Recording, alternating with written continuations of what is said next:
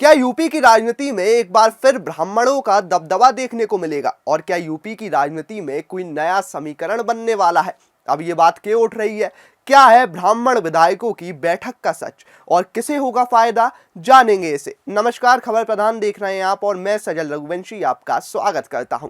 देखिए, उत्तर प्रदेश की राजनीति में एक बार फिर जातीय समीकरणों की हलचल तेज हो गई है। यूपी विधानसभा के शीतकालीन सत्र के बीच ब्राह्मण विधायकों की एक बड़ी और अहम बैठक ने लखनऊ से लेकर दिल्ली तक सियासी चर्चाओं को हवा दे दी है। दरअसल मंगलवार की शाम लखनऊ में कुशीनगर से भाजपा विधायक पीएन पाठक यानी पंचानंद पाठक के आवास पर एक खास बैठक आयोजित की जाती है। इस बैठक को नाम दिया गया सहभोज। लेकिन सवाल यही है कि क्या ये सिर्फ सहभोज था या इसके पीछे कोई बड़ा सियासी संदेश छिपा है? खबरों के मुताबिक इस बैठक में करीब 40 विधायक और एमएलसी शामिल हुए।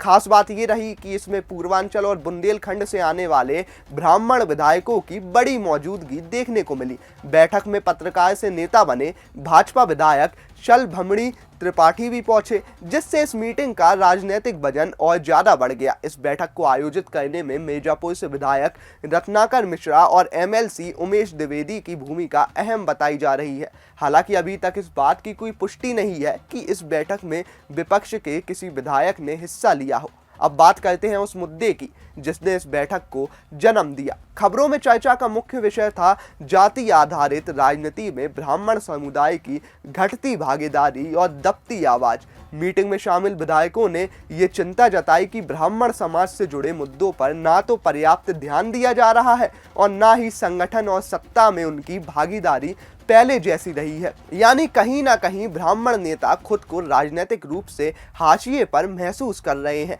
बैठक में जिन प्रमुख चेहरों की मौजूदगी रही उनमें प्रेम नारायण पांडे, रत्नाकर मिश्रा, श्री प्रकाश द्विवेदी, विनय द्विवेदी, एमएलसी साकेत मिश्रा, शलभमणि त्रिपाठी, विवेकानंद पांडे, ऋषि त्रिपाठी, रमेश मिश्रा, अंकुर राज त्रिपाठी, राकेश गोस्वामी और कैलाश नाथ शुक्ला जैसे नाम शामिल हैं।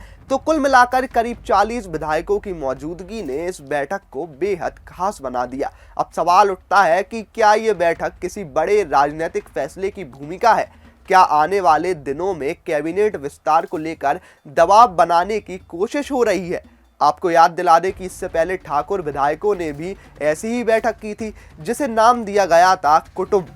इसके अलावा कुर्मी और लोथ समुदाय के विधायकों की भी अलग अलग बैठकों की खबर सामने आ चुकी है। यानी साफ है कि यूपी की राजनीति में हर जाति अपने सियासी हिस्से और प्रभाव को लेकर लामबंद होती नजर आ रही है। ब्राह्मण विधायकों की ये बैठक भी उसी कड़ी का हिस्सा मानी जा रही है। सबसे दिलचस्प बात यह है कि इस बैठक की गूंज सिर्फ लखनऊ तक सीमित नहीं रही, बल्कि दिल्ली के पॉलिटिकल सर्कल्स में भी इसकी चर्चा खूब हो रही है। खासकर ऐसे वक्त में जब कैबिनेट विस्तार और संगठनात्मक बदलावों की अटकलें लगाई जा रही हैं।